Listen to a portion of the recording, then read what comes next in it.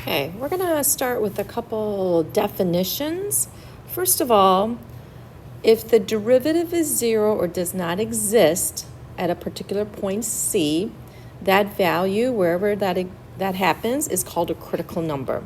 So graphically, we can tell from this graph that the derivative does not exist in the first graph because you've got a cusp right here, and then here you've got a horizontal tangent. So these would be called critical numbers of a function. Okay, we're going to be using that idea of critical numbers in the next piece. Okay, what we're going to be looking for is what's the absolute max and the absolute minimum on a graph or a function. So that's looking for the highest point on the graph and the lowest point.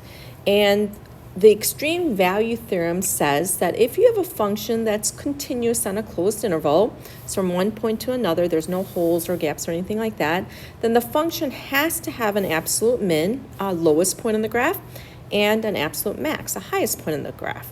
And what we're going to do is go through a couple examples algebraically how to find those. So these are the 4 steps that we're going to go through. Step 1 is you always have to find the critical numbers, because absolute maxes and mins, as we saw previously graphically, can only happen where the derivative is 0 or does not exist, so a critical point, or possibly at the endpoints. Since those are your only possibilities, those are the only things that we need to check. So step 1 is let's go ahead and find our critical numbers. So that means I'm going to go ahead and take my derivative. I do need to use my quotient rule on this one. So the derivative of the top is 2x times the bottom minus the derivative of the bottom times the top all over denominator squared. Now I need to set this equal to 0 because there's no place where this is not going to exist. So this is where I would need to clean this up. So if I multiply at the top, get this,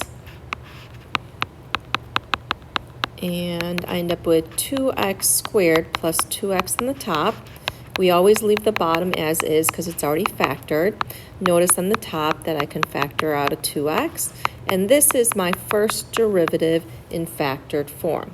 So I'm looking for my critical numbers. So critical numbers is wherever this is 0 or does not exist, and they have to be numbers on the domain. So it can't be like a whole or a vertical asymptote. So x equals 0 and -1 are my critical numbers.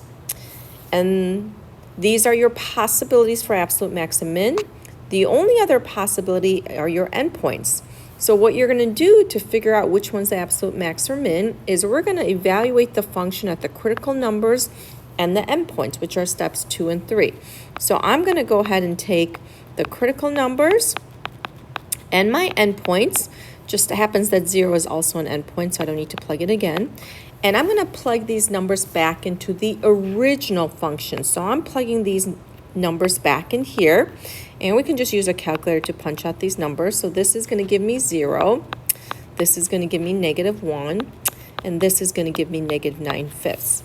Since these are your only possibilities for the absolute max and min, the lowest number, y value, which is -9/5, has to be your minimum. And the highest y value among your possibility has to be your max. And if I don't put the word absolute in front, it implies absolute, so I'm going to leave it like that.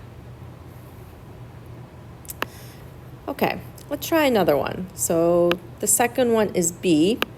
It's a little bit more straightforward. So again, step 1 is let's go ahead and find our critical numbers. So I'm going to take the derivative, which is 6x minus 12, and set it equal to 0 or does not exist. There's only places where it's equal to 0, which is x equals 2. That's my only critical numbers.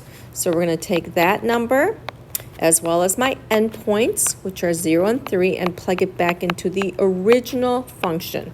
And you can use your calculator to do the arithmetic. So f of 2 is going to give me -12. F of 0 is 0.